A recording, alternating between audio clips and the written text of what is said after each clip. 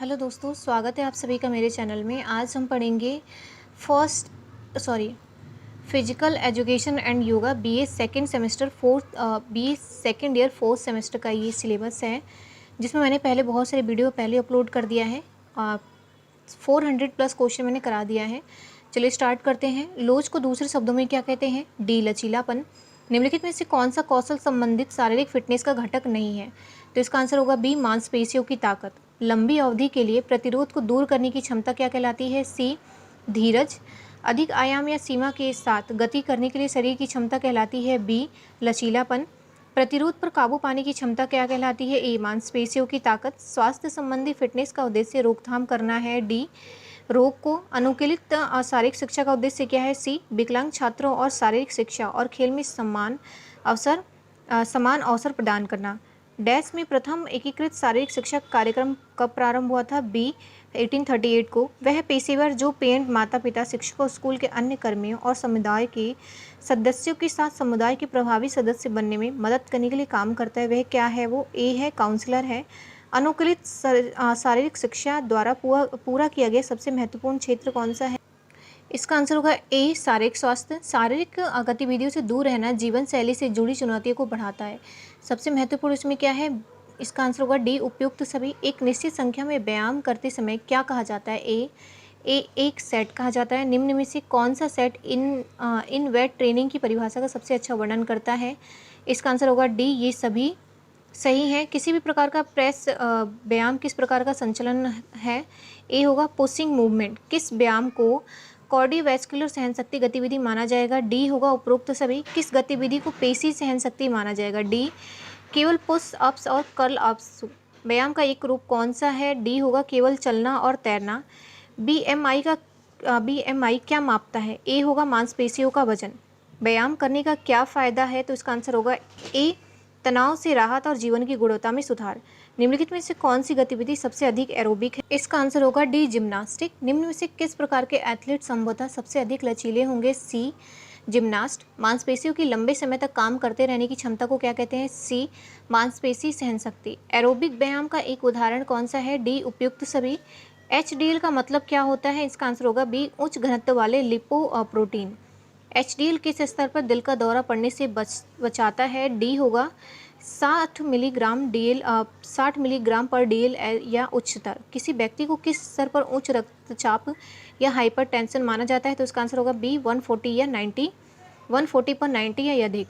अपेक्षाकृत उच्च स्तर का व्यायाम प्रति सप्ताह 15 मील या अधिक दौड़ना किसी व्यक्ति में कोरोनरी हृदय रोग की संभावना को कितना कम करता है? सी, 60%।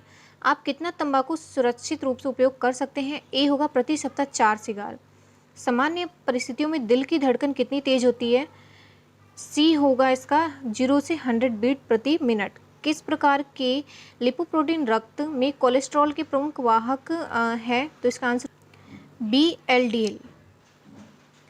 किस प्रकार के लिपोप्रोटीन रक्त कोलेस्ट्रॉल का लगभग 1/3 से 1/4 धमनियों से दूर और यकृत में ले जाते हैं, जहां यह शरीर से पारित हो जाता है? इसका आंसर होगा ए, एचडीएल। मनुष्यों में एचडीएल के स्तर को बढ़ाने के लिए क्या जीवन शैली व्यवहार कहा जाता है? डी होगा उपरोक्त सभी। एचडीएल को क्या माना जाता है? ए, अच्छा कोलेस्ट्रॉल। संवहन प्रणाली में मापे जाने वाले दबाव क्या है जो हृदय संकुचन और विश्राम से जुड़े हैं? तो इसका आंसर होगा डी, कम दबाव और वीएचपी। उच्च रक्तचाप को भी कहा जाता है? सी, उच्च रक्तचाप। प्रत्येक वयस्क को साप्ताहिक कितना व्यायाम जमा करना चाहिए?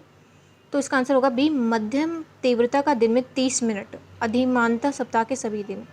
मोटापे को परिभाषित किया गया है? डी, स्वस्थ वजन पर लगभग 30 पाउंड या उससे अधिक। एक उचित व्यायाम दिनचर्या के 4 तत्वों का सही क्रम कौन सा है? B, warm up, stretch, workout और कूल डाउन। मांसपेशियों की चोटों के लिए सबसे अच्छे 4 उपचार कौन से हैं? ए, पट्टी, गर्मी, ठंड और रगड़।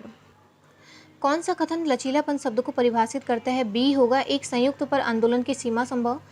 प्रतिक्रिया समय के बारे में कौन सा कथन सही है? तो इसका आंसर होगा सी, उत्तेजना की प्रस्तुति और आंदोलन की शुरुआत के बीच का समय। कौन सा कथन उत्क्रमणीयता के सिद्धांत से लिए गए फिटनेस लाभ का वर्णन करता है? तो इसका आंसर होगा ए, सौभाग्य से मैं अपनी चोट के कारण अधिक प्रशिक्षण नहीं छोड़ पाया, लेकिन मैंने पाया कि जब मैं पुनः प्रशिक्षण शुरू किया तो मैं उतना शारीरिक कार्य नहीं कर सका। कौन सा कथन स्वास्थ्य संबंधी व्यायामों के घटकों की सही पहचान करता है? तो इसका आंसर होगा सी, मांसपेशियों की सहनशक्ति, शारीरिक संरचना। लचीलापन एक दौड़ में टिके रहने के लिए। कौन सा कथन ऊंच जंपर से संबंधित कौशल संबंधी फिटनेस के घटकों की सही पहचान करता है और उच्च कूद के भीतर कौशल संबंधित फिटनेस के उपयोग का उदाहरण दिखाता है? तो इसका आंसर होगा बी, शक्ति प्रतिक्रिया समय। फिटनेस की परिभाषा क्या है? तो बी होगा इसका आंसर, पूर्ण मानसिक, शारीरिक और सामाजिक कल्याण की स्थिति, न कि केवल बीमारी और दुर्बलता की अनुपस्थिति। परिसंचरण तंत्र पर नियमित प्रशिक्षण का संभावित प्रभाव कौन सा कथन है?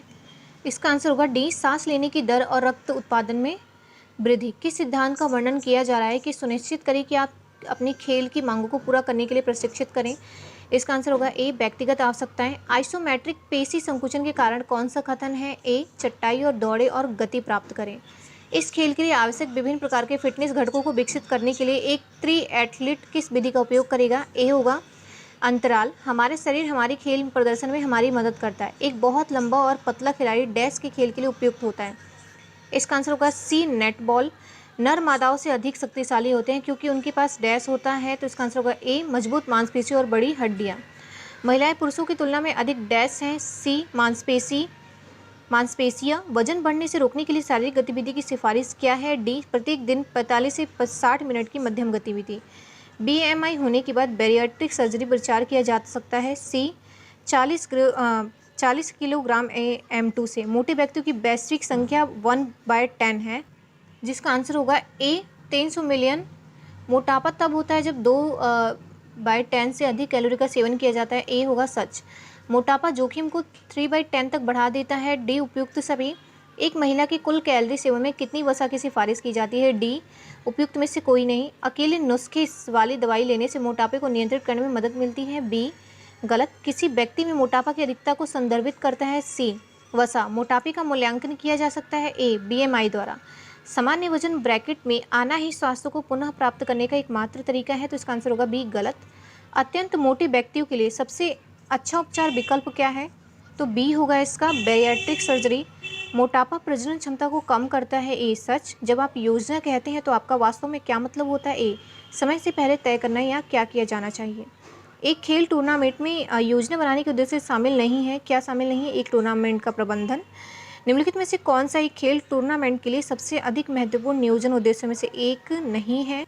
उसका आंसर होगा डी, पैसा बनाने के लिए। एक टूर्नामेंट के लिए बोर्डिंग और लॉजिंग कमेटी द्वारा क्या व्यवस्था की जाती है? सी, प्रतिभागियों की समायोजित और खिलाया जाएगा। निम्नलिखित में से किस समिति द्वारा विभिन्न अधिकारियों के चयन किया जाता है? ए, अधिकारी के लिए समिति। किस प्रकार की समिति खेल आयोजन के निर्धारण स्थल, तिथि और समय से संबंधित होती है? बी होगा इसका, प्री मेड कमेटी। किस प्रकार की समिति बाहर उम्मीदवारों की रहने की सुविधा की जांच करती है और सभी प्रतिभागियों के लिए जलपान पर्याप्त है? बी होगा, प्री मेड कमेटी। एक विशिष्ट गतिविधि में कई टीमों के साथ बीच एक प्रतियोगिता जो एक निर्धारित कार्यक्रम का पालन करती है। ए होगा, टूर्नामेंट। टूर्नामेंट के मुख्य रूप से कितने प्रकार के वर्गीकृत किया जाता है? बी, 4।